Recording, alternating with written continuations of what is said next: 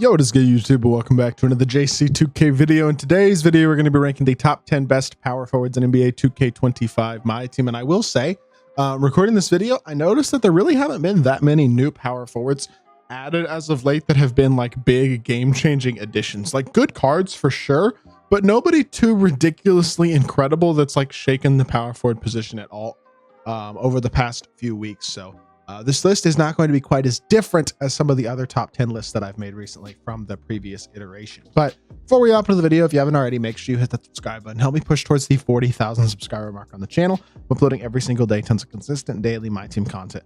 Would really appreciate it if y'all do subscribe. And without further ado, let's hop right into it. So at number 10, we have Pascal Siakam, who I do like. I think he's a very solid card, but he is only 6'8". That'd probably be the biggest issue or biggest flaw with the Siakam card, is that he's only 6'8", doesn't have like unbelievable shooting or playmaking badges, but you can upgrade those and he's got everything else that you pretty much need, especially if you do upgrade it a little bit. Good shooter, good speed, good dunker, good defender, like solid all-around card. Fast jumper, even though it is a little bit of an odd jumper. I mean, his movement isn't great, but I think he's a decent card. He's a little undersized though. I don't think he's like amazing. I feel like number 10 is probably the right spot for Siakam at this point. Number 9 is going to be Kenyon Martin. Kmart is 6'9" at the power forward position. Really good defender. His release is actually quicker than you would think, although I will say if you rhythm shoot, Kmart is not a player you can effectively rhythm shoot with. His tempo is too hard to really consistently time, so he's a button shooting card. But his jumper is faster than you would think. He's an incredible athlete, of course. And a solid defender as well. Not a bad card. He shoots the ball pretty well, especially with a couple shooting badges added. Playmaking wise, the Hoff Lightning launch is nice. The power forward position to get blow-bys and attack the rim and things of that nature. Trey Escape is really good, but that doesn't really do enough to make him a good playmaker by itself. But I do really like Kenyon Martin. I think he's a very solid card. I think the athleticism is great. The size is there. The defense is good enough. The athleticism is great. The ability to attack a closeout with that Hoff Lightning launch is really nice as well. He's a great card and definitely deserving of a top 10 spot still on this list. Number 8 is going to be Chris Bosch from the Barons of Ball set that came out, what, last week? About a week and a half ago at this point. I don't love this Bosch card. I will be totally honest with y'all. In fact, personally, him and Kmart's close. You know what I mean?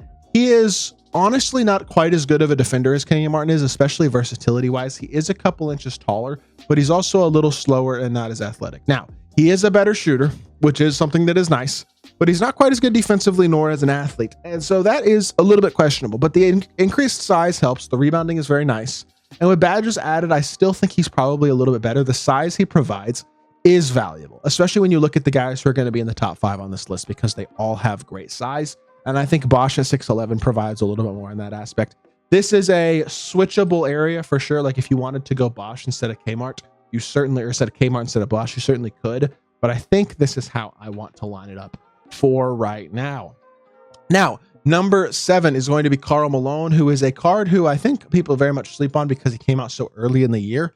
But 6'9" with a 7-foot wingspan, very good interior finisher, great versatile defender as well. This card, honestly, I think is very similar to Kenyon Martin. Super athletic, versatile defender, even better defender than Kmart, to be totally honest, especially when he's fully badged. Solid shooter, decent but not incredible release, very good speed, very good athletic ability. I mean, he's a really good card.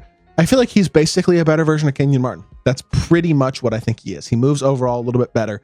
His release is easier to stick shoot with. And I think he's a little better defensively and athletically, probably, although they're very similar slashers. He is better in the post and stuff as well. So I like Karl Malone. I think he's super solid. He's very rare, though, and he's still very expensive. So I don't know if there's a lot of people using this card, but I do think he's still very solid. So got no issues with him at number 7.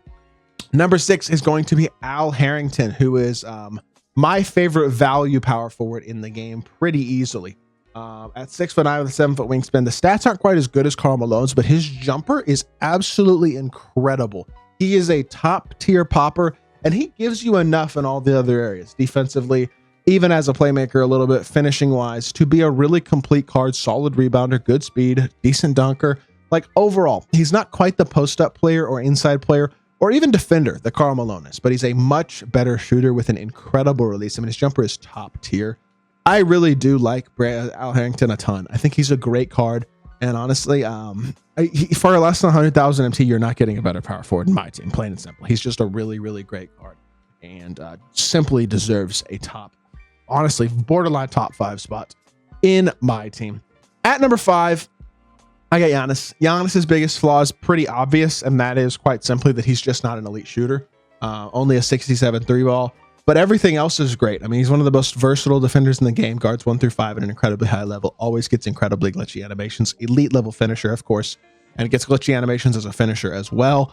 Now, is he a primary playmaker? Absolutely not. He's not a guy who is quite as good in 2K as he is in real life at just like running around. I mean, he can still run around people, but he's not really going to be attacking off the dribble a ton compared to what you'd expect out of Giannis in real life or even in previous 2Ks, but he obviously is still a catch and drive glitch of a card, incredible defender, and his jumper is good enough and his 3-ball is high enough to where when you leave him wide open, he will be pretty knocked down. Like, he is not a liability as a shooter. It's just the thing that does hold him back compared to all the guys above him, and for that reason, I only have him at the number 5 spot. Number 4 is going to be Triple J, Jaren Jackson Jr., who is absolutely elite. Now, what he does not give you quite as much of compared to Giannis is that athletic ability, but he still does have Area Wizard, Posterizer, and Rise Up. He's a much better shooter with a much faster release than Giannis, and he's an incredible defender in his own right. Basically, similar size to Giannis, not quite as athletically versatile, but better shooter and as good, if not better, defensively. Incredible card, and has a super fast jumper too. Jaren is on most competitive lineups in my team, and for good reason. A card who you can get for around 300 KMT or so on average, and he is an absolutely incredible option at that power forward position. Number 3 is Hakeem Olajuwon. I know he's more of a center in a lot of people's minds, but he is power forward eligible, and he is incredible at the power forward position.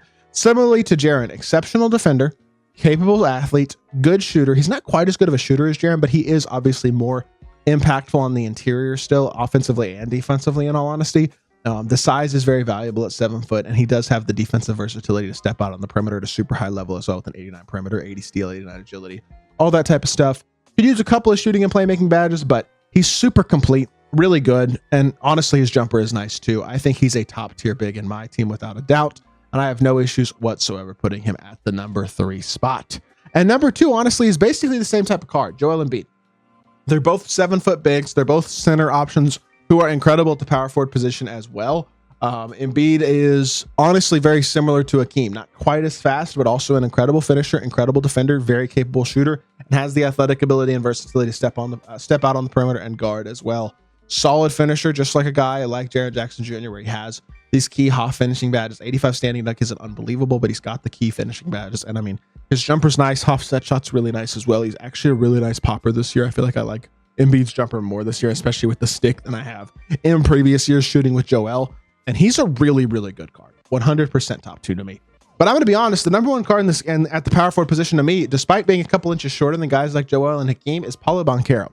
Paulo can get every single badge in the game, and I mean every single one, once he is fully badged, which is really nice. He also has great speed, great shooting, incredible dunking, and incredibly versatile defense. He has an elite level release as well. He is just, in my mind, the most complete of all power forwards in my team in terms of his ability to do everything at an elite level. Gives you more playmaking chops than guys like Embiid and Hakeem can. And I just think he's an incredible card, and I have no issues whatsoever putting him as the best power forward in the game. I really do think, personally, he's my favorite power forward, despite only being a diamond. And I think he's an incredible card. So, with that being said, that is going to do it for this list. Let me know what y'all think in the comment section down below. If you did enjoy the video, make sure y'all hit that like button, leave a comment, and subscribe. I'll be back with more NBA 2K content very soon, and I appreciate y'all. Peace.